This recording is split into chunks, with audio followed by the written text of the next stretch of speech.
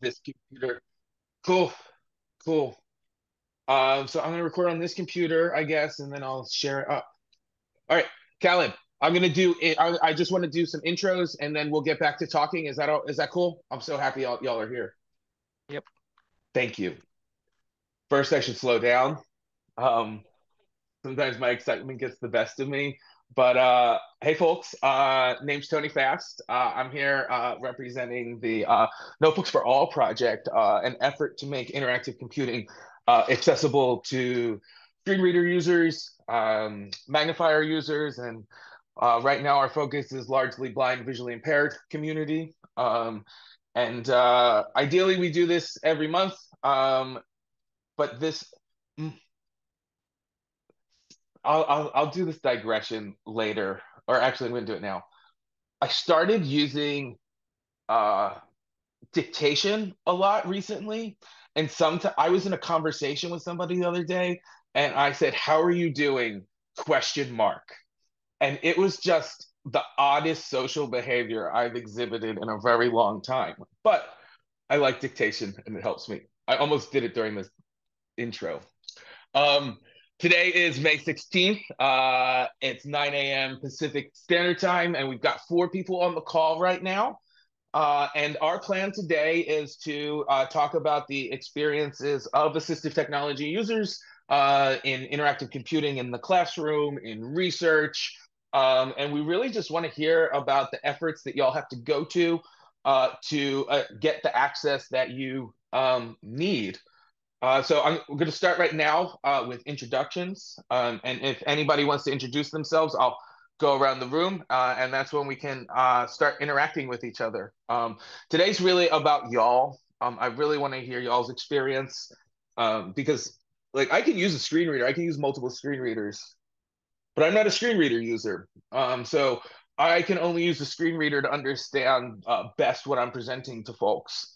But hearing from actual screen reader users is really going to help push the needle forward in a lot of circumstances.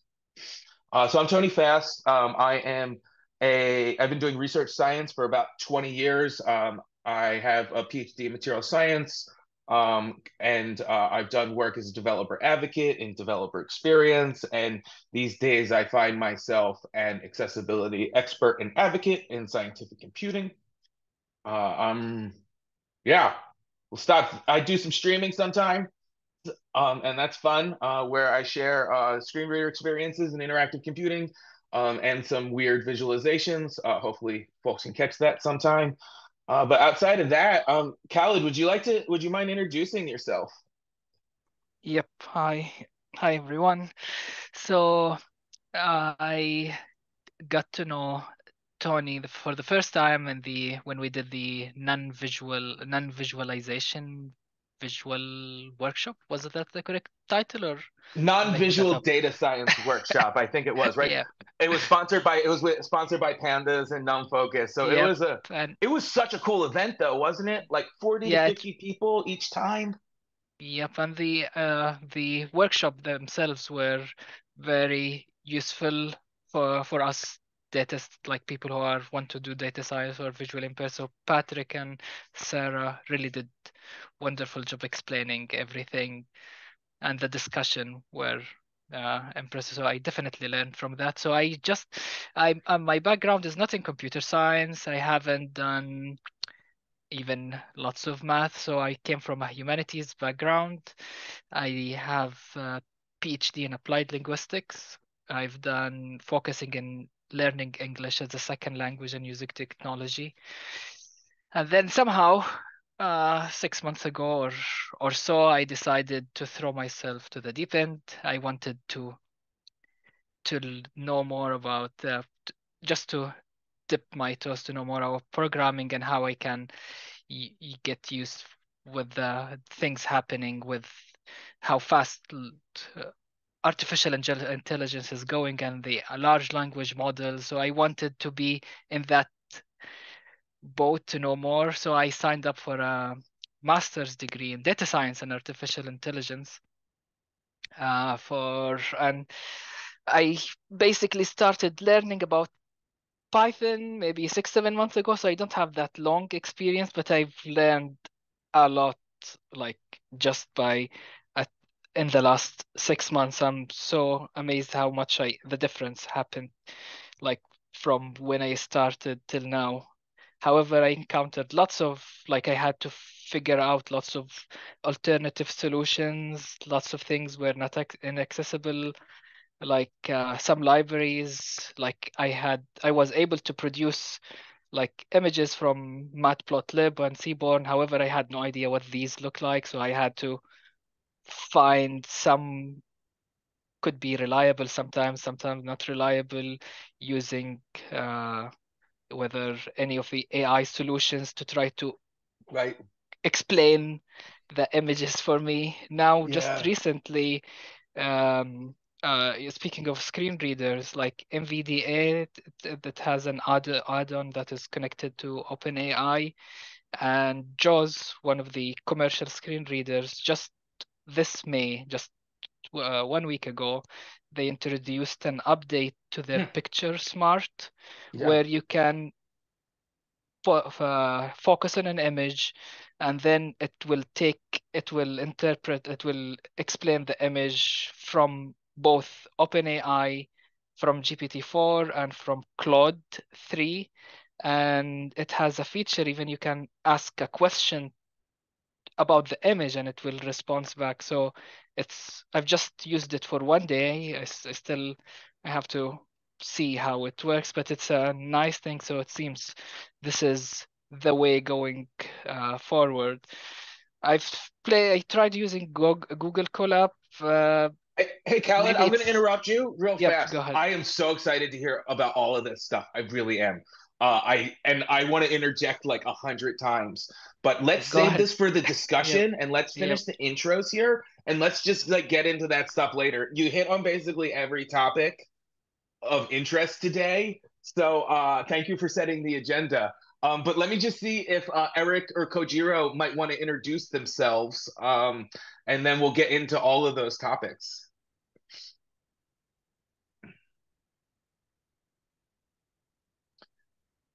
Sure, I'll go. Hey, Tony. Hey, This is Eric. Eric Mandel. Yeah, I was listening to Kellen too. I want to talk about all that stuff. So my background's in finance and physics, but currently making a transition to data analytics. So yeah, like Kellen, I've been starting to learn like Python and SQL the last few months, and that's what I want to get into. So yeah, I'm excited to talk about all this stuff. Oh, that's killer. This question just came into my head, and at some point, if you can answer it during today, Eric, I'm Mhm. curious how SQL sounds on a screen reader to listen to.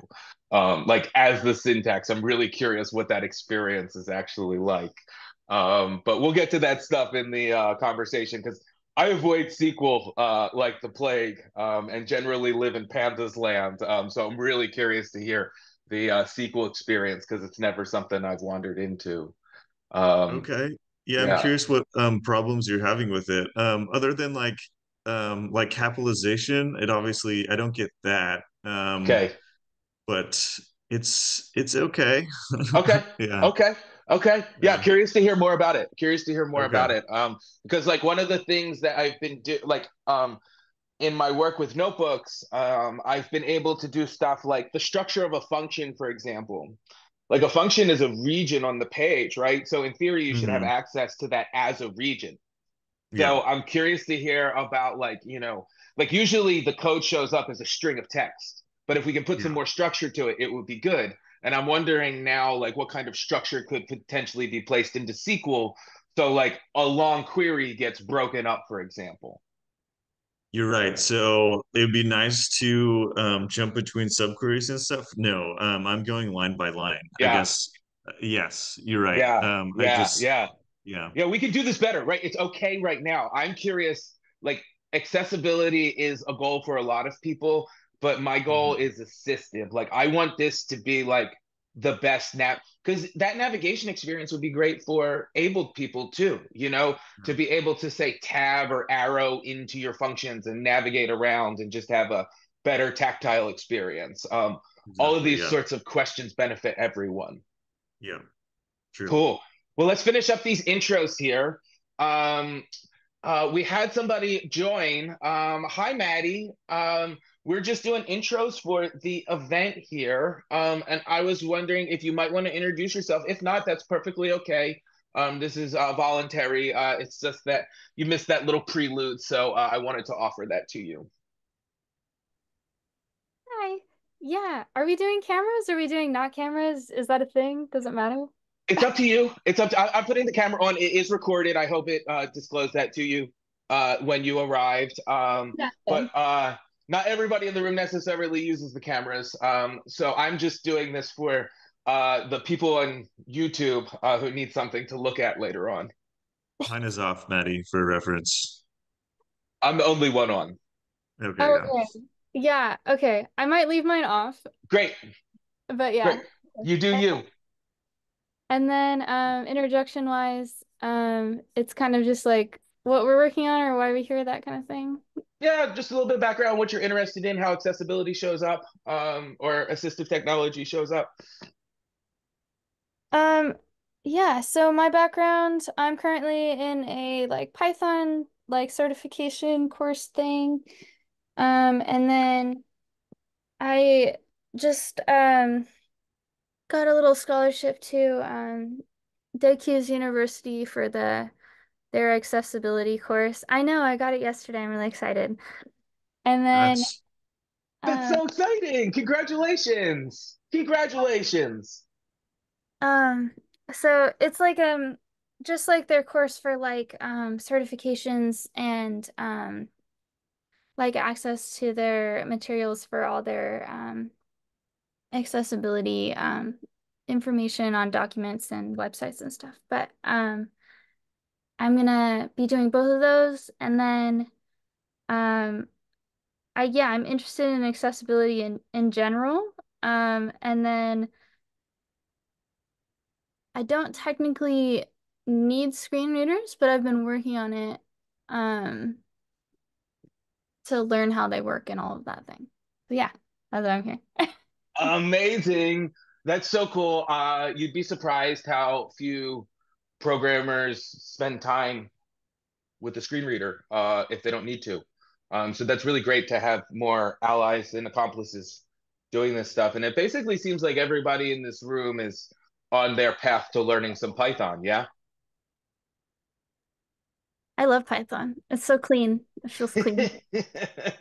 That's why when Eric was talking about SQL, I'm just like, oh, Python's so clean. I can't imagine what SQL sounds like.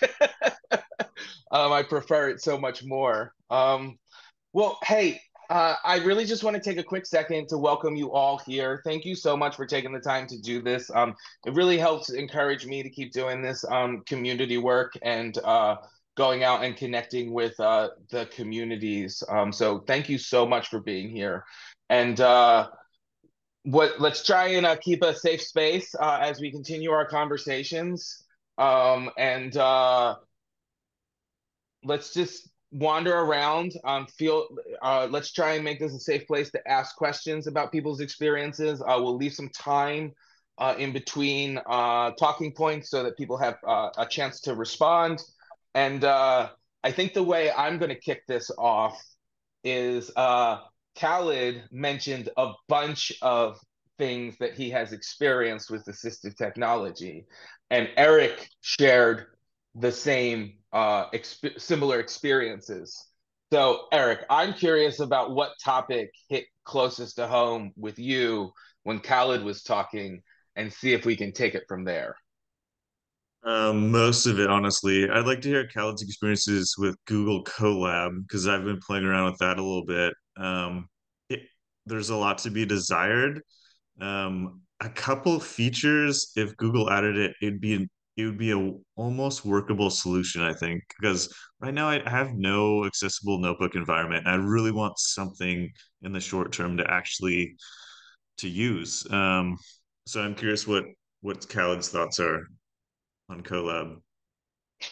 Honestly, what I found, like Google Colab, is most of the accessibility feature doesn't work. Like, I would love to have the ability to press E and to jump between edit boxes, and I would like to know how many edit boxes are there. Like, because sometimes you have cells, like you have notebook with 50 cells, sometimes with 20, sometimes with 15. Like when I open Google Colab project, I have no idea how many are there. This is number one. And I cannot easily jump to the cell I want. Yeah. Like, this is another thing. And usually if it generates a graph or something below a cell, there is an output. It's difficult for me to find out what the output for which cell has an output already run and how to find it. Like, it's really takes like it's lots of time to It's figure out, it's a because you lot have of to, like, yeah. yeah, Sorry, it go ahead, has lots Kelly. of cognitive load. You have to go down arrow and then it jumps from the edit box to the output. Sometimes you don't know where you are exactly. So Hmm. it has to improve a lot, I think. It's usable, but Yeah. it but it's not So in the right way. so that's exactly my experience. Yeah, navigation is a huge issue with Colab. Also outputs. Um, I found someone's GitHub. They had, or just like knowing when things are running. They had written a Python script that should play a sound when code is executed, and it should give you like another sound if there's an error in the code. But I couldn't get that working. So something like that would be cool. Also, yeah, knowing when there's outputs, those like summary level statistics. It's all that stuff you've been talking about, Tony, that you've been working on with your notebook project. If there could just be a couple things like that, it would be a usable short-term intermediate solution, which is what I'd really want. I know that the extension in VS Code, the notebook extension for it, has the sound feature when you run. And I think there is two different sounds. If there is an error, you will have a different sound than if if it's not. But still, with VS Code notebook extension, you can easily jump between cells and you can know how many cells are there. This is accessible, but you cannot find the output easily. I don't know, it's not detectable, the output, but you So can run. I haven't played with the VS Code extension. How do you find output then? So How does that compare like, to Colab? so that you cannot the output, you cannot easily find it. You can run the cell easily. You can jump to whatever cell you want. You can go inside the cell easily. You can type easily. The only thing I found that you cannot read the output below the cell. However, you know if it is executed or not by the sound. Sound okay. So this is while you're running it, like out. So it runs, and then you need to find the output. It's hard to recover where that is, and you Yep. don't know if an output's been created. Yeah, but if there is a sound, if you know what the sound is, then you know that it already run. Ran Yep. successfully. So there should be an output. You know when there is an output, you just can't find it. Yep. Okay. And I think it's the extension is better experience than the Google Colab, I think. Okay, that's good to know. Then I will try it actually. Yeah. Very cool. Very cool. This is a great discussion. I can I do my I'm gonna can I share my screen reader real fast and see if some of this is what you guys were looking for? Mind you, this is just a static document. Is that cool? Yep. Well, I get yeah, great. Gotta Go hide ahead. that. Yep. I gotta arrange my things. Get over there. Get over there. Other screen. Okay. Desktop one. Okay. So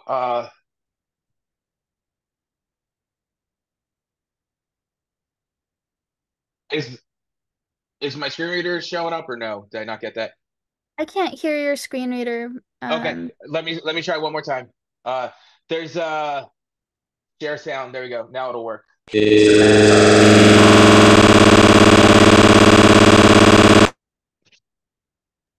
Oh, We're not that gonna was do like a that. rave. Yeah. That's We're not gonna do that one.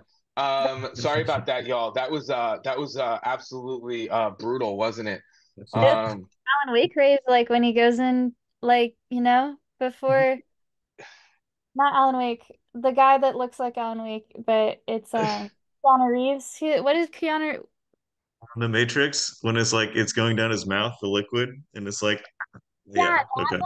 or when he's the assassin that had his wife dead. What's that movie? John Wick? John John Wick. yeah, Wick? Yeah, it felt Okay. like a John Wick moment. there you go. There you go. Sorry about that, y'all. But yeah, I appreciate this problem that y'all were talking about. So the solutions that I've been able to come up with that are probably worth talking about are better ARIA labels. Like I think that there's a standard ARIA label here, like cell one markdown, cell two code, cell three SQL. Um, but also we have executed cell one is one of the labels. So these things sort of get added. And they're also available with some of the fast navigation features like Khaled was asking for. I haven't checked how to navigate between editable forms. Um, but one of the design choices that I made on the accessible notebooks is to actually make each cell a form with a text area. So in theory, we should get that navigation. So this is kind of affirming to hear what y'all are talking about. And then the other level that I really love, I was talking with a friend recently, and I said, "Well, what kind of considerations do we have to uh, make for deaf folks, right?" And she was like, "Well, we don't do much with sound, so we don't really have to, right? But for deaf folks, if a cell fails, we could do some flashing color, and respect prefers reduced motion too. But now we actually have created a really cool accessibility problem because we're adding a feature that is non-visual that would basically need a visual accompaniment, if that makes sense. That'd be Could cool. be like in a video game, like where you have the sound and they have a little like X or something that goes above at the same time. Exactly, exactly, Maddie. One of the things that I found that web content accessibility guidelines are massively insufficient for this kind of work. And the accessibility guidelines I've actually used when web content accessibility guidelines fail are video game accessibility guidelines. I keep one of the questions I asked a while ago is like, why doesn't Jupyter have a sound effects menu to configure? Because that's basically in every video game. So let's consider video game features that are good because there's good examples of accessibility in video games right now too. And we want to borrow all of those things and make like an assistive experience. Can I go back to when you were talking about, were you talking about cell to cell navigation, Tony? Yeah, yeah. Okay, what were you saying about that? Could you go into that a Okay. little bit? So it's interesting. There's there's a few ways to navigate with your screen reader, right? You've got Mhm. landmarks, you've got lists, you've got Yeah, forms, all of those yeah. things. I think in Jupyter, the code editors, or in Colab, the code editors are probably just divs. So your screen reader doesn't know that it's a form or a text area. So the Control E shortcut, or is it Control E or E, Khaled, to get to the It's forms? just E. Just E. So the Yep. E hotkey isn't going to get you around That because makes it's sense. just a div. But if Yeah. those things were properly tagged with their HTML5 component, then you naturally get this stuff. So for cells, cells are interesting because it's possible to actually navigate them as landmarks, but we don't want to put too many landmarks on a page. It's possible to navigate them as lists, which means that now you can use I to go from cell to cell. But with the form inside of there, you can also use E. So you can go to the editable area. So this means that like if we figure out the best way to represent these things in HTML, the more screen reader assistive technology shortcuts we can benefit from. So with this approach that I'm suggesting, basically you have at least two ways to navigate to cells now. I love headings. Can we include headings just because the I, levels and nesting availability there? I love headings. yeah, headings are absolutely one. So in your markdown cells, you put those headings there, right? So that's one way to navigate. But also in some prototypes that I've done, I've made classes and function names headings also. And that's great, right? So you can just hit HHH and it'll move you through all of your markdown headings and then also your functions. Because I really think that those things stick out more, right? In the visual space, it's a big, fat, chunky, bold, it's big, bright color, right? So on a screen reader, it should listen louder, I guess. I don't know how to say it, but yeah, I think more headings is so y'all like heading. Okay, so you get to a new web page you've never been to. What's the order of like searching that y'all are doing? Is heading a first one? Is tabbing a first one?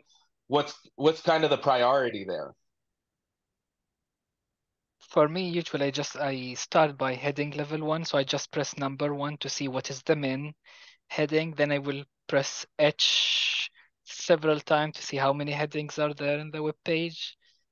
And then to navigate by arrows, down arrow, then if I find something that interests me from the headings, so I then use the arrows, but just to have a summary overview, like as if imagine you are a sighted person just glancing, giving a quick glance to the web page, you will get the whole structure based on the type of font and headings. So I basically do that by pressing 1, then H few times.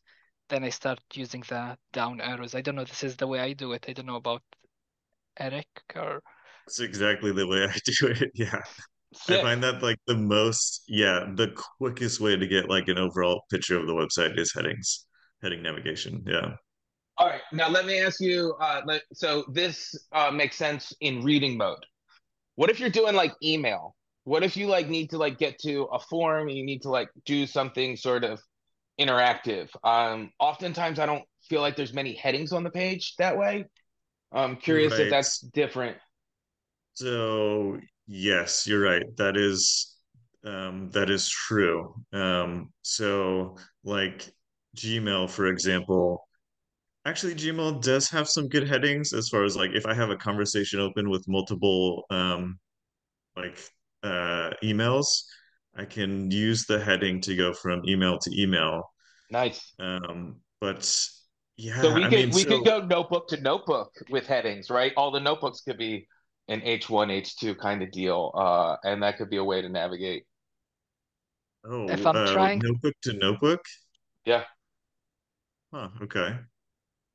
Because in So if I'm Jupyter Lab, there's multiple, right? So like if there's one, if it's collab, that doesn't make as much sense. But sorry for interrupting y'all. Khaled, you're trying to say something. Yeah, I was saying that if I'm let's say if I'm filling a form online, one of the thing I will do, I will not use H because I will use just E to navigate. So I'm assuming it will have the correct um, label for each heading. So I will, edit box. So when I What's press it? E, it will say first name, surname, blah, blah, blah. So I would just keep E to find the place I want to fill out because sometimes I will fill, there are, I don't know, 20 boxes to fill out and then I just leave the page or press submit, then I have to find where I was. So I would press either E to find out the edit boxes or C to find out the drop down. So like if you have like gender or things that requires drop, so they already have the answer. So or I will press A to move through radio boxes. This is how I will navigate forms. Khalid, so when if you get to like a web page that you know it's a long form, so for me, I use E to find the first edit box, but so like say it's first name, for example, once I type my first name, I'll tab Yes. and try and get to the next one. Do you do that as well, or do you Yep. exit focus mode and go back to browse mode? No, I tab, but if I leave leave it or I navigate it to another web page, then to get back to it, I just press EE Okay. several times. Okay. Oh, that was so cool. So like Google Forms is usually pretty good, right? Yeah, I just tab through one field after another and fill it all out. So long as it's labeled correctly, occasionally you'll run into where the text box isn't labeled and you kind of guess by context. So have y'all run into any notebooks that have widgets in them that have like editable forms? Have has anybody experienced that before? Wow. No. Yeah, cool. Or maybe I have, but it's so inaccessible I didn't even notice. Yeah, yeah. No, I don't think it's showing up. So like one of the key features of Jupyter, like one of the early like real selling points was like the ability to put like a slider or like a text area and then have that do something with Python, like generate a matplotlib image or something like that. So there's these little interactive elements that are basically form elements. I think to some extent, you know what, they might be okay, Eric. I'm not too sure. But What's an it's example really of these? I'm trying to imagine what this would be like, Tony. um okay. So um you have a few files that you want to put into a data frame, Yeah. and you know the files. You Okay. can put the files in, say, a drop-down box, and every time you select a new file, it refreshes the data frame from the drop-down box, right? So that Oh, drop-down would be like that's a cool. C, right? So Yeah. you could go to C and then get that. So Okay, yeah. actually, as I'm talking right now, it's interesting to think about like some constants potentially being UI that can change, right? So like if you had some string or some number at the top of the notebook and it's like just embedded in some code, maybe you represent it as some UI instead and you get better screen reader experiences from that. Because right now it's just text. Okay. Very interesting. Yeah, because like this is the thing, like the notebooks take on both the reading and the writing problem, right? And it's Mhm. wild because both of your approaches, it seems like y'all were using like two different like brain paths to read and write when you're exploring these things.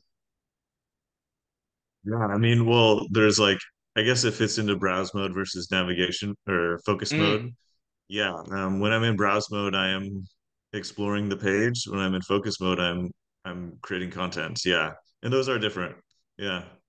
that's sick. That's sick. That's a great connection. I didn't really think about that. It's very, because like in like just the normal able computing experience, they both feel kind of the same. Mhm. They blur a lot more, but the keyboard patterns change between focus mode and browse mode. Like they are very different Mhm. computers at that point. Yeah, I mean, I spend a lot of time up front exploring the page. I'm basically building a mental model. I don't navigate around as much after I've done this because I have it pretty much all in my head. So Mm, after that initial exploration, I am doing a lot more content creating, like because I have it in my head. So yeah, very cool. Thank you for sharing that. It's really hard to describe these processes, right? yeah, But yeah, it's that point I was kind of making earlier. Like I can use a screen reader, but I am not a screen reader user. My mental model is very, very visual, and I wouldn't be able to keep. I can't keep focus mode in my head. I'm very bad at focus mode. I can do browse mode really, really well. yeah, Um, okay. yeah, I know it's not fancy, but like, yeah, the focusing mode part is definitely there's more. It like is a bigger keyboard. You have way more keys that you can hit, I suppose. Yeah, I mean that's true. Yeah, yeah, it is your entire keyboard at that point. Yeah, All right. So I want to, this has been so much fun talking about this. Thank you guys for your candor and sharing your experiences. Before I get on to a kind of another direction here. Maddie, I was wondering if you might want to ask any questions or anything, and if not, that's perfectly okay. I did have one question. Earlier, we mentioned something about how when we navigate to a page, sometimes it could give a summary of like the amount of cells or something like that. I don't know. It doesn't seem like there's like an option for that that would be like toggleable, but like maybe if there like I'm wondering if it would be helpful if there was another key like S for example that like said like a summary of what was on the page as far as like maybe like the number of cells or like if this is like this form has this many boxes or something, if that was an option, if it would be useful or if tabbing through the page is just the same. Right, Oh yeah. right. How much the last notebook meeting we talked about this a little bit, Tony, as far as like summary level statistics. Mhm. That's where did you where were those in the presentation you It, gave? Like it how are you handling those? I thought you did it really well, but I'm curious. Could th- you refresh my memory? makes me so happy you remembered that. Thank you. Yeah, about 5 or 6 tabs in, you get to a button that says notebook summary, and then it has an ARIA description on it that says 20 cells executed in order, executed out of order, not executed, 12 code cells, 50 lines of code, and 12 outputs. So that's kind of the summary. And then you can go and actually, I can share this one without sharing sound, just so we kind of have it here. But yeah, this is I'm sharing a notebook right now, and it's very big. But if I start tabbing from the top, let's see, this is tab number 1, 2, 3, 4, 5, 6. So on the 6th tab, you get to notebook summary, and that has all those details on it. But then if you click on it and expand it, it provides a title for the notebook, the number of cells, the state of it, the kernel, the lines of code, and the outputs. So the design choice to do this is that anything we visually observe needs to be on the page. So like when I look at a notebook, I can visually observe whether it's long or short. Mhm. So we needed to put that information on the page somewhere so that it could bubble up to the screen readers. So we do have that now, and thank you for remembering that, Eric. And I'm glad I could share that Actually, too. this is very neat feature. I think it's very useful. It's Great. incredibly useful. Like, Yep. yeah, this would be so helpful. I I just got also to like find Maddie's. out how to get people to adopt it. It's Yeah. really great hearing that, and like having this on video is going to help too. So thank you. But yeah, continue. Well, sorry, I want to go back to Maddie's point as far as like a shortcut keyboard navigation to get right there. So you say it's the 6th tab. What are the tabs before it? Is there any way to like make it one keystroke to get to that, to the summary? Uh, I think I can. I think I can find. So the first tab is a skip link to the main content, but I Okay, could the put, normal. but I could put the description on there, right? Because it's saying skip to the main content. There I are think 20 cells. it could be a thing like you have skipped to the main content, but then like um like when you navigate to a page how it says It's like, um sometimes like okay. a main summary, like a little thing like, oh, this is a scroll thing or this is a whatever. It could be like at the beginning, like, oh, this is skip to main content, and then option for Hmm. toggling like, press S for summary of page, It could be like right after it when it comes on. Right, right. Yeah. Also, I've seen on websites where the very first tab is skip to content, and the next one is like skip to search or something. So if the second tab could be like skip to summary and just drag you right Mm, there. mm. The other thing too is maybe it could go in the meta information. of the page, like the title or the description up there. Because then if you're in I think in some of the browsers, like this would be browser level, it would actually, when you like went to a tab, it would actually give you the number of cells potentially in the description of the web page. Oh, when you're like switching between tabs, Yeah. it'd be nice. It'd be nice to like have access. Okay, would that be in addition to the normal summary that we currently Yeah, have? this would be Okay, on in addition. See, the addition. goal Okay, the challenge for me over the past couple years has been figuring out what needs to go on the page and where. Or yeah, actually, how do I get everything on the page? yeah. Because once everything's on the page, then I can do aria labeled by and aria described by, and I can make everything sound good. So all this stuff's on the page now, and what I'm really looking for is where are the best places for it to go. So this is a very good research direction to consider. Hmm. One thing I sometimes do, like if it's something down, because like you cannot have everything at the top. So sometimes if I'm looking for that summary tab, I will just press Control F and type the SUM, for example, just short, and it will jump to Okay. summary.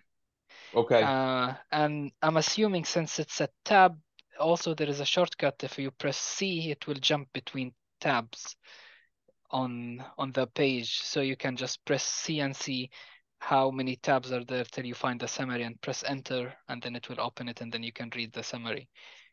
So when you're saying these shortcuts, is this NVDA and JAWS, or is this Yes, NVDA and JAWS both have okay? use C to jump between tabs on the browser.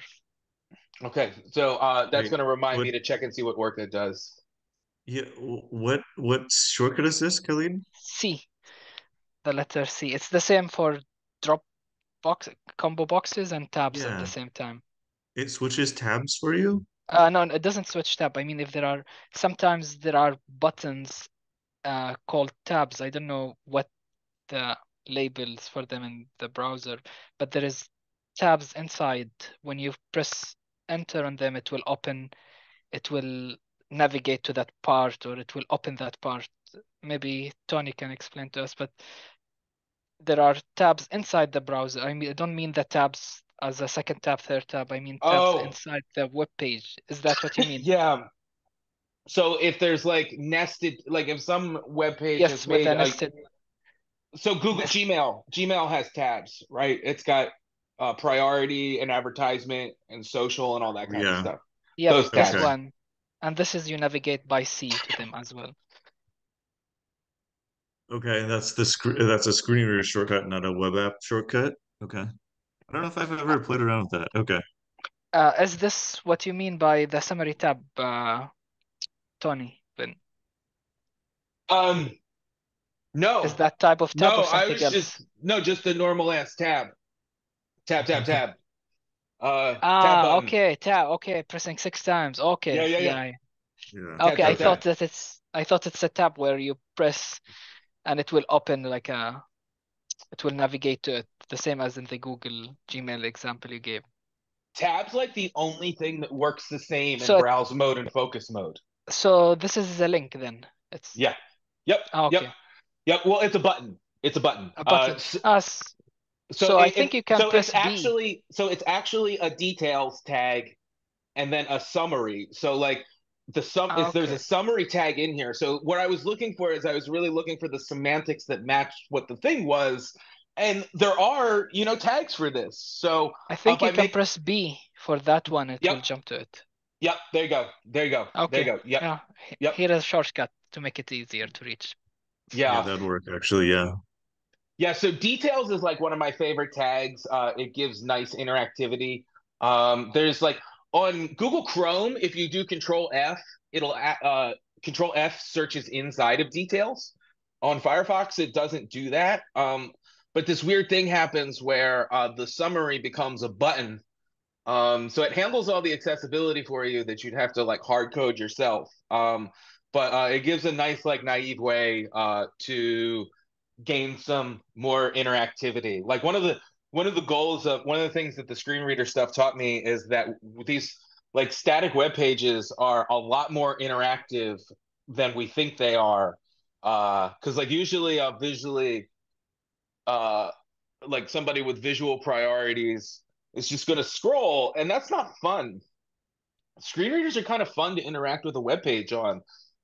It makes your keyboard a controller. So yeah, the details thing was another way to add more, I don't know, sprites to the notebook game.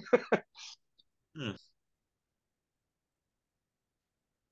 So here's my question for y'all. I'm gonna do a little prelude here.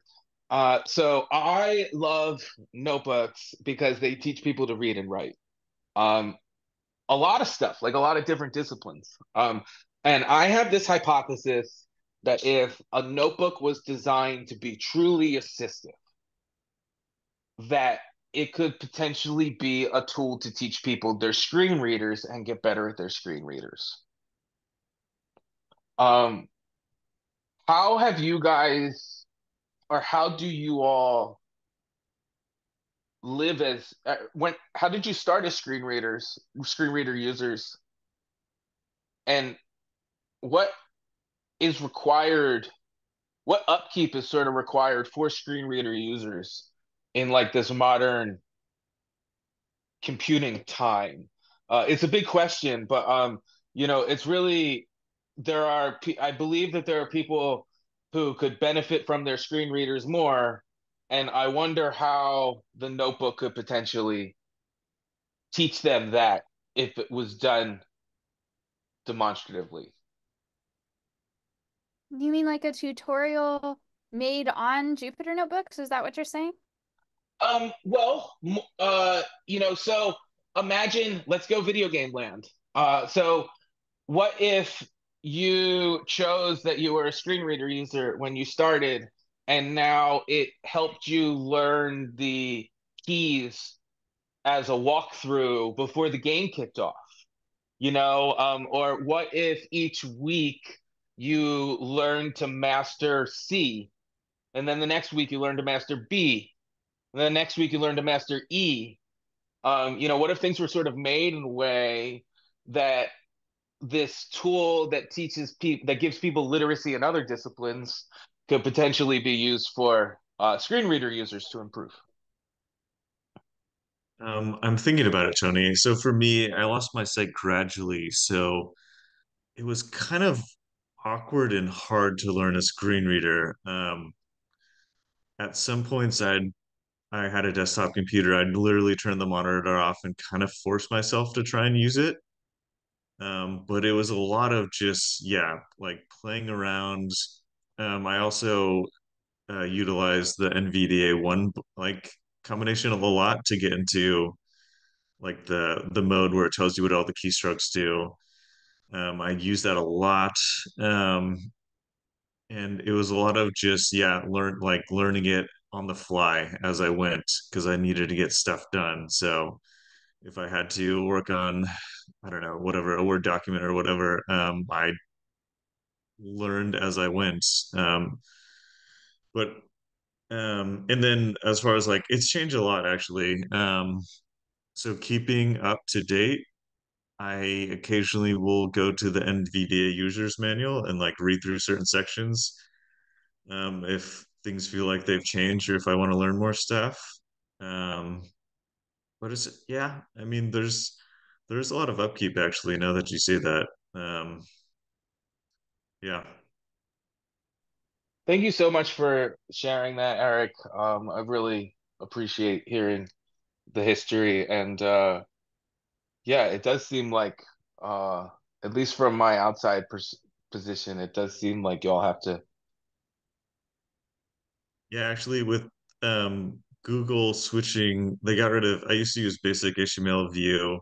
I don't know if they actually got rid of it officially yet, but I'm starting to use their actual official web app now, and they have just like a bunch of their own key combinations rather Hmm. than my screen reader key combinations.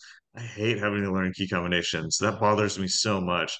Like every app has its own key combinations and they're just trying to like reinvent things. And it's like, no, I've got my screen reader has certain key combinations. Just stick to like that template. I hear you.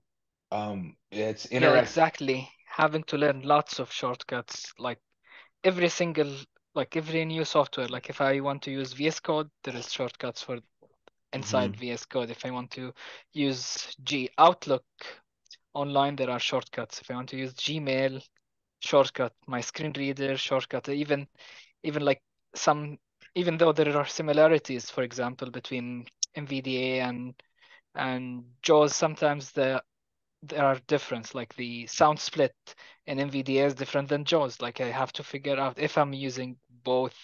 I have to remember all these, and it's really difficult. You have to find a way how to, you can, if you don't remember how to locate them fast. This is one of Yeah. the things. Um, I'm curious, Khaled, why do you use? So I use pretty much exclusively NVDA. Why do you switch back and forth? So I use JAWS primarily because it's better with, I found it better with Office, Microsoft Office and Outlook, and I use Outlook and Microsoft Word. Uh, so it's my primary screen reader. NVDA, I use it if I'm struggling somewhere in a web page or something I need accomplished, then I will jump to NVDA. Sometimes I realized NVDA is better with the Windows terminal Okay. than JAWS. So this is another, but both are, I found, like, I think it's a good thing to have both for me. Okay. Yeah. Okay. Are you out? You're in the UK, Khaled, right? Yep, yep. How do you have Jaws? Isn't it like impossible to buy outside the US or something Really? for hard? No, you Okay. can. So there is another screen reader. I don't know if you heard. It's based in the UK. It's called Dolphin Suite.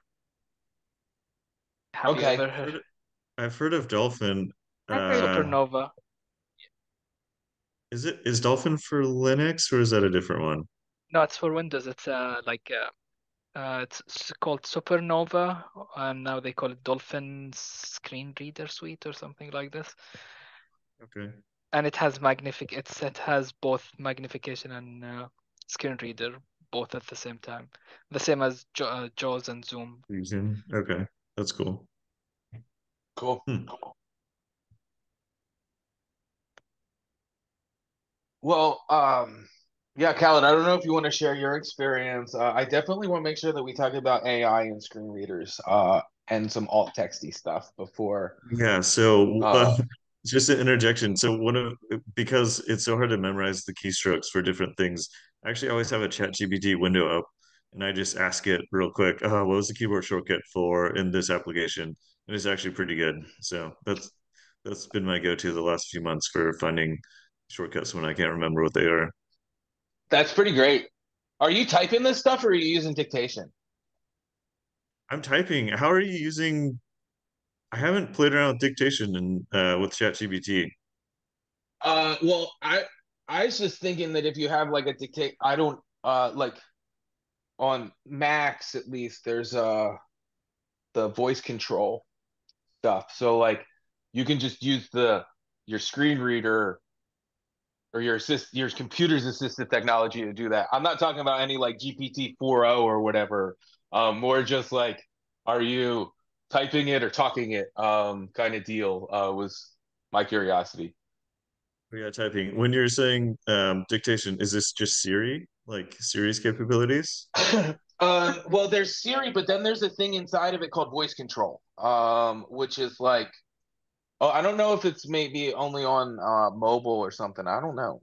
But it's Siri that go out to doesn't ping out So, to so voice control, I think it's also an iOS. It's mainly for if you want to control the phone, and I yeah. think maybe it's available with your voice.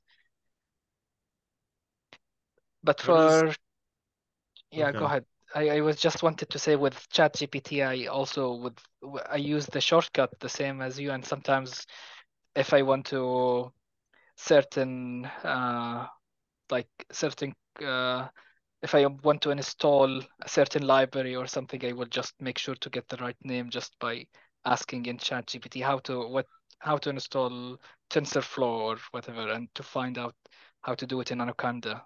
Sometimes I just quickly write it in. That's yeah, Okay. so ChatGPT is awesome for that. So I learned to use GitHub, like how to like um, copy a repository and do all that and do a pull request, just asking ChatGPT. Yeah, it's great for stuff like that. Just teaching you how to do stuff. Are you guys using the free one, the 3.5, or are you paying for the updated? I pay for 4.0. Okay. I've Um, noticed something just 2 days ago after they updated the interface changed. I don't know if you've noticed that, Eric. With yes, screen reader, now I no longer can find the start of the answer as fast as before. It's annoying. Like I used to press G to jump to graphic and then search for the word ChatGPT and find it. Now there is no labeling. The answer comes directly after the question. so can you Should be a can you heading. describe that a little more, Khaled? I'm trying to. They did change So the interface. the So interface. when I'm typing a question, now Yeah, it gives me the answer directly after the question, the next line, without any separation, without any mark for me to jump to find that answer. So I have to, really. yeah. Okay. So I don't know, how do you use, like if I'm having multiple questions, usually Yeah. I go to the edit box, I press Shift G to jump to the latest graphic, which is usually my question. Hmm. Then I search for the word chat GPT, and then my answer will be after the word chat GPT. The answer, I mean, Yeah. now the answer comes directly with no separation whatsoever. So it's Okay. difficult to locate. So that hasn't happened to me yet, but what I've been doing with long conversation is I'll start by telling ChatGPT like start every answer with a heading that describes my question, and so then I can use just H to browse and just go question to question, and like the each response has a heading attached at the very top. This is smart. Thank you. Yeah, I like it. I will I do it. love that. This is amazing. I'm adding that to all my ChatGPT instructions. That's sick. Great one. yeah, Nailed it. Nailed it. The Wait, expert engineering prompt engineering, Eric. Yeah. Well, so I like was just getting so frustrated. I was like, there's got to be a way to do this. And so I just asked it. And he's like, yeah, I can do that. I was like, oh, sweet. does it make a code box with the heading inside at the top of the question? Or Um, so I actually don't really, I don't know if Tony's better at the formatting. No, it's not a text box. It just, I have to navigate in browse mode. There's no real like focus mode for navigating the answers. There's just the text box is the only thing where you actually like can type, as far as I'm aware. Actually, what was your question, Maddie? Sorry, I don't know if I understood. um I guess my question was what kind of heading is it generating like in the answer? Because it just the only like differentiation that I've seen really in the text is kind of like when they generate a code box with code inside. But like, are you saying that they have like inside the text they make like a heading break?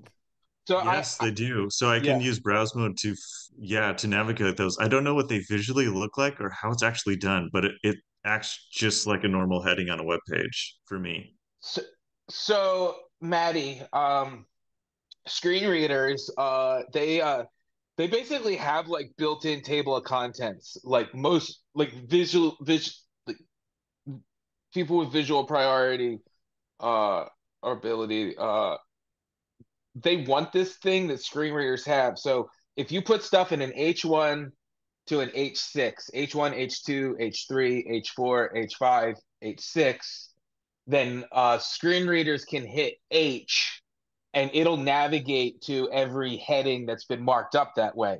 So if you tell ChatGPT to put the beginning of the response in a heading tag or some word in a heading tag, then that'll show up in the response. So I actually have my ChatGPT responses come back in Markdown. So I tell it to make it come back in Markdown. So you can actually instruct ChatGPT to do HTML things. And it sounds like Eric is instructing it to do an HTML thing. So now he gets heading navigation. I just didn't know this is like a new thing for using that thing because I've never used it to generate like an output format before that it didn't do automatically. So that just kind of blew my mind that you even thought about that to like tell it to generate something. I also didn't know you can generate in Markdown. That's interesting. Good. Yeah, you, It's so cool. It can write pretty much anything. I do a lot of like I did LaTeX for physics stuff, like writing math equations. It'll do the LaTeX and like format it so it actually looks like an official math equation, and it will give me the raw LaTeX, which is so it gives me both, which is really cool. Yeah, I had no idea you can specify the output like that. That's super Yeah. fascinating. Yeah.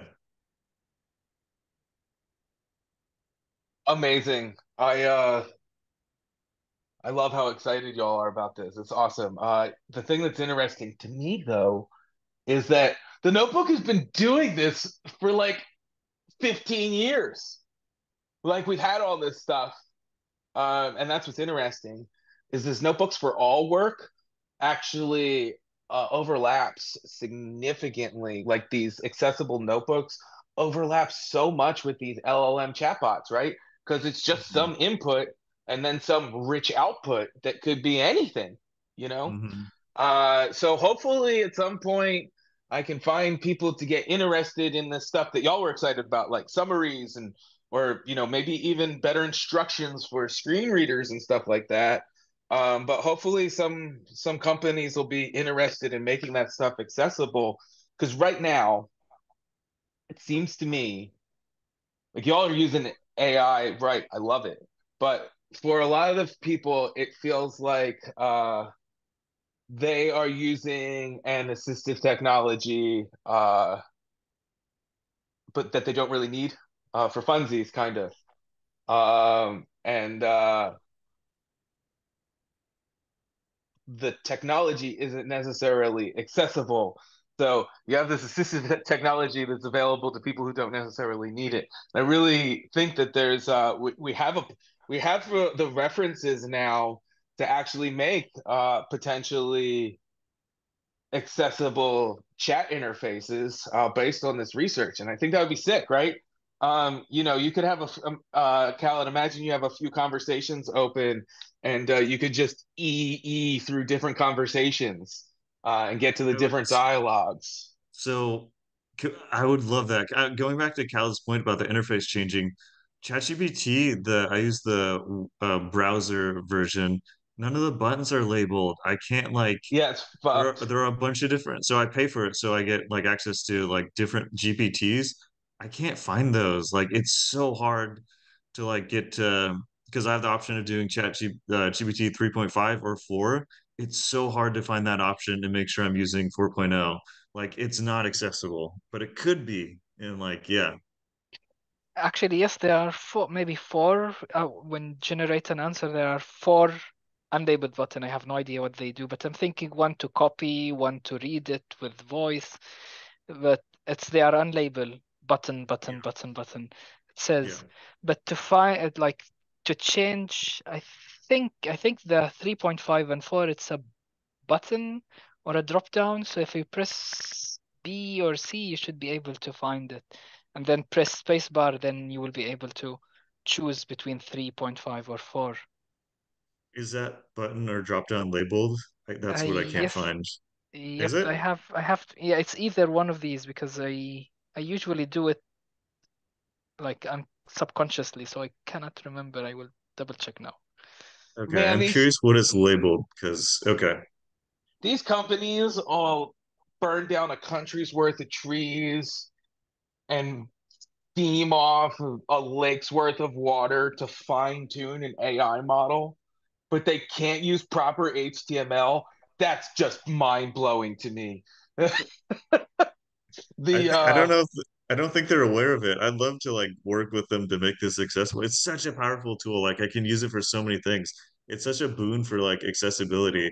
If only they can make the interface accessible. Oh man, y'all are like changing my tone on AI. I hate having to switch my opinions. I'm so angry at it. I just want to take a sledgehammer to all the AIs. But yeah, hopefully they're accessible when we do. I still want that day. But no, it's really cool to hear how you guys are using this. When you were talking about using the GPTs for keyboard shortcuts, I keep liking this video game theme that we started a little earlier, but I got so much nostalgia when you're talking about keyboard shortcuts for old video game instruction books. You just pour over this tiny little pamphlet that's like 12 pages and just try and remember all these keyboard shortcuts. And it used to be fun, but now it's not because like every notebook interface has different keyboard shortcuts, every screen reader has different keyboard shortcuts, and it's just like some normalization of that would be really helpful because it's hard to like change. It's not just like remembering it, it's the muscle memory part too. It's like memory and muscle, and it's a physical activity to keep changing all this stuff. It Be is cool. it is huge effort. Yeah, even I use Excel and Google Sheets, and they both have different keyboard shortcuts, and it's just so hard to like remember which one's which. And I can't stand it. It's too much to memorize. Yeah. It's super annoying to switch between Google's shortcuts like in your browser and then like Mm. your like regular shortcuts for like your iOS. Oh yeah. Yeah. I've noticed that a lot. So I get irritated with Google, so I don't even use their shortcuts half the time because I don't like that they're different. When you were saying I think it was Khaled that was saying this that like when ChatGPT like renders the answer, it jumps straight to that. Like what I've experienced is that like when I hit enter to do the answer, my screen kind of freaks out and it doesn't know where it is on the navigation, and then I kind of have to like find where it spit it out. Can you kind of describe to me like what happens like when it generates itself? Like where does it like land you on the navigation? Because I always get kind of lost. What's system are you using? What's your browser and screen reader, Medi? Um, Usually I'm like not using a screen reader on my browser yet, but like I'm often using Chrome with the regular free chat GBT like 3.5 I think it is. So like when I Okay. enter to do the thing, Yeah. the screen kind of like stutters and you have to like kind of scroll navigate to find like where it is. So Oh, I'm not sure if other folks might be seeing what you're seeing. But this is actually all right, I'm gonna try and spin this. Well, so I don't know how to do that because it just keeps going, right? It just keeps going, and it reminds me of like a terminal. Like if you have something running in a terminal and it's just like printing out stuff, it keeps getting hard to like scroll and find where things started or find where like the command started or something like that. Um, is that familiar? Yeah, it's exactly like that. It Yeah, feels yeah, yeah. So let me ask it this way. Okay. So I did a little stream yesterday actually where I mentioned this. There's a quote from some guy. It's always a guy. Um, cycle. Okay. The I'm looking for the Sometimes I think the only universal in the computing field is the fetch execute cycle. So that's like command line, input output, notebook, input output, ChatGPT, input output, right?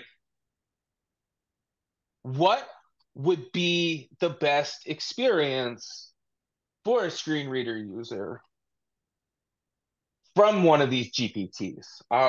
So like one of the things that I've seen people talk about is using ARIA Live. So ARIA Live lets you update the screen reader. And they're like, oh, let's ARIA Live the output. But ARIA Live destroys the structure. It doesn't announce headings. It doesn't announce links, all that kind of stuff. But maybe you do want an announcement that says, hey, there's an output, right? One output. Cell has one output. It's sounding kind of familiar. What would be the right flow? what would reduce some of the cognitive burden that y'all are experiencing as it is now towards interacting with one of these? For me, I would think, but first let me answer Eric. I found out that if you press Q, you will go to the main region, then you press down arrow once, then it will take you to the version of ChatGPT, whether it's 3.5 or 4. It's not a link, it's not a drop down. You just press enter and it will open a drop down, but it Does doesn't does it say say anything? Is it like n- clickable? Is it like, doesn't does it say say anything. anything? It just say GPT 3.5 or 4. Just you press enter, then it will open. So it doesn't Oh, say it's it's a so drop down, okay. Okay. but All right. it's I should be able below to the find it then. main region. If you, I think in NVDA Q jump you to the main region, or R, I can't remember. I think Q. I Then can't remember once, either. Yeah, I will try. yeah, Okay. then down arrow once, and then you can do.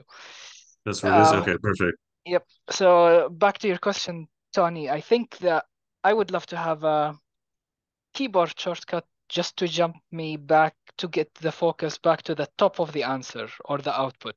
So if I'm asking a question or I'm typing something and I don't want to spend time navigating, try to locate where that is.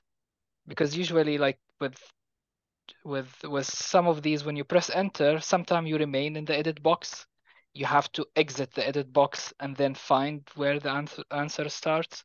If there is a shortcut that on the fly can take you to the top of the answers, and it saved me lots of time figuring out where the answer starts.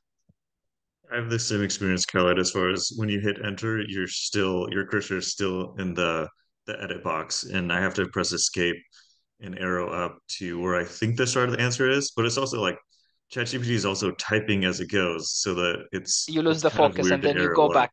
Yes. You're kind of arrowing upstream because it's like actually, yeah, it's kind of weird. And also you lose your focus if I'm having a long answer, like let's say it has 30 lines or something, and I jump to another page to read something and come back, then it somehow it doesn't remember where I was. That goes back to the edit box, and then I have to find out where in the answer I was. Bummer. Yeah. True. Yeah. Bummer. Okay, cool. That's why I like headings. That's why I always tell it to every conversation I have. I say two headings. So there's a sometimes I'm like, all right, what's like there's weird things that aren't used often. I think there's a way to go to there's this navigation technique on separators, like horizontal rules on pages. I was thinking about that might be a interesting one, like in between conversations and stuff. Or I don't know. There's a lot of ways to think about this. I'm very excited to have talked about this with y'all, so I can go back and look at it. We got about 10 minutes left here, and thank you, everyone. I hope everyone's enjoying this conversation. I'm finding it very productive, and I really appreciate y'all engaging in this. There is one more thing I wanted to do. Let's talk about alt text and AI. And we're only going to give that a probably not enough time. But yeah, I'm curious about this. It seems like there's a lot of push towards alt text. And to be honest with you, I don't see useful alt text and with check like I'm just going to put my a weird position on this and see because I feel like it's useful in ways, but I don't think people are writing useful alt text, and I think some of the alt text that comes out of these GPT services is better than what we're getting. But at the same time, too, it seems like folks eventually ask for the data. It seems like there are like further access issues at times. You know, if you're doing a data science class, you eventually need the data that generated this thing. So like, is alt text enough? Is AI doing its work? Do you all need more access to data? That's kind of how I'd love to round this out. Does that make anybody feel anything? It definitely depends on the context. I think I pretty much always want to have access to the raw data. I don't necessarily end up using it all the time, but I always would like to know that it's there if I want it. But alt text varies greatly. So it really depends on the context. So I'm not, it's so broad. I don't think I can like Yeah. describe it very comprehensively. Yeah. Well, what about with plots? Have you used it with plots yet? Have I used it with plots yet?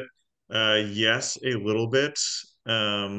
Maybe Khaled has done more work with that than I have, so I'm curious if what his thoughts Yeah, are. I don't think Altix is sufficient enough for if someone who is really want to do data science. Hmm. It's not enough just to have a this is a histogram, this is just a general thing.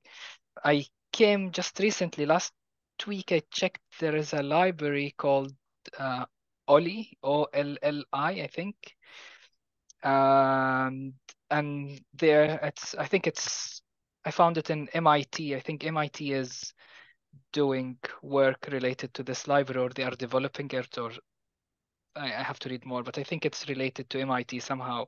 And one of the things I've noticed in their GitHub webpage, there is, if I'm checking, what was it, scattered plot, there is a section where there is a highlight where it gets, I think it gets like AI knowledge explaining how the data looks like, what is the maximum, what is the minimum.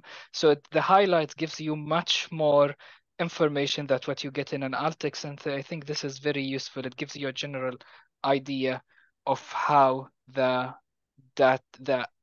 structure of that particular data. I remember there was a um, temperature for I don't like last 20 years in a certain continent or city, I can't remember, but or was a stock price, I think, for Google from 2024 of 2004 to 2020. So you can just dig deep, you can see the highest in that year is, the lowest in that year is, and how many data in each month there is, and you can go. So it was very, I would say, accessible and useful, but I don't know how they created it. How easy is it to implement it? Yeah, so I mean, alt text for pictures. I really like. I do want that like surface level thing. What type of diagram? If it's scatter plot, and if there's a title and maybe the axes. But then I want to use AI to get a more detailed picture of it and ask questions, whatever I want to ask of it, and have the AI describe it to me. That's what I've been doing thus far. And AI has been pretty good. I do, because I'm interested in data, usually want the raw data, but as far as like AI generated descriptions of plots, it's pretty good. Yeah, I've actually had to do this a few times in my career, like turn old plots from papers into data. And it's a very limited design grammar, so I suspect that that stuff will be pretty good at it. Now, the question Um, is, Eric, can what? you say again which one you said that was good? I missed the name. Sorry, which one that was good? You just said, I just heard the most of your sentence, oh, the features on this particular program are pretty accessible, but I missed which program it was. Um, I'm not sure which program I was talking about, but Oh, as oh, far as oh, like, oh. Eric was saying that ChatGPT does a good job describing plots and describing the axes and stuff like that. oh yeah, yeah, that's Oh, correct. thanks. Yeah. Nice. Thanks for sharing that, Khaled. Um, cool. Yeah. So some of the stuff I've been working on is, man, Khaled, I think about you a lot. I hope it's okay. But maybe I email you out of band from this because I want to send you a heat map that I made because I keep thinking about you. I just keep thinking about how batshit crazy it is that you had to make a heat map, and it was a very difficult process for you.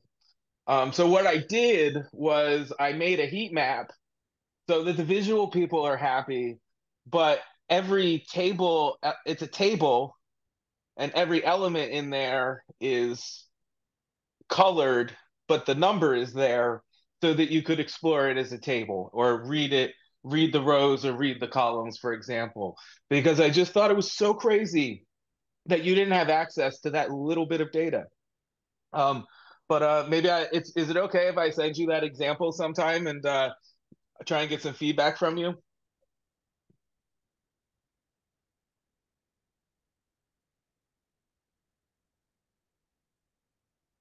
Anyway, You great. lose Kelly. Yeah. No, his microphone's muted. He might have other like Sorry, did you? Sorry, I didn't hear the last sentence. Were you? yeah, I was just curious if I could send you a heat map that I made while I was thinking y- about y- you. Yep, Uh, definitely. Yeah, I okay. would like to check it. Yeah, so the idea what I don't know if you heard the concept, but every like element in the table has the number in it. Like the heat map is a table. And then all of the numbers are used to generate the colors for the background, but you can still look through the table as if it were um, just numbers. Uh, so at some point, I'd love to figure out how to like identify the min and the max and stuff like that. You know, it'd be really cool to start thinking about that stuff. But this is a start. I think it's better than what you had to do for homework. Yep. Curious to hear the background of the story, Kelly, at some point. I might have thoughts on, yeah. Well, cool. Hey, here's what I'm gonna do. I'm gonna do a few things. I'm gonna stop the recording in just a second. And I got to skedaddle. I got some errands to run. But I really just wanted to thank you all so much for being here. I want to do this. Do you think would you guys like to do this again in like a month or so? Yeah. Yep. I don't know if other Khalid and Matt are up to it, but I like to keep in contact with you guys going Well, here's the forward. I deal. don't I'm know. going to stop the recording and then I'm going to leave and I'm going to give somebody else host so y'all can keep talking. Let me just do this wrap up and then we'll sort out all of that contact stuff if that's okay. Okay. Cool. Thank you. But yeah, no, thank you. We'll do this again. And I'll send out a thing to the blind coders again. Um, Maddie, I'll send you a link to that so you can sign up if you want and keep in touch. But I'll also do some things on GitHub. So follow that Notebooks for All repo, start or whatever, watch it, and can stay up to date there. But thank you all for your time. It was an amazing May Notebooks for All community meeting. And I'm going to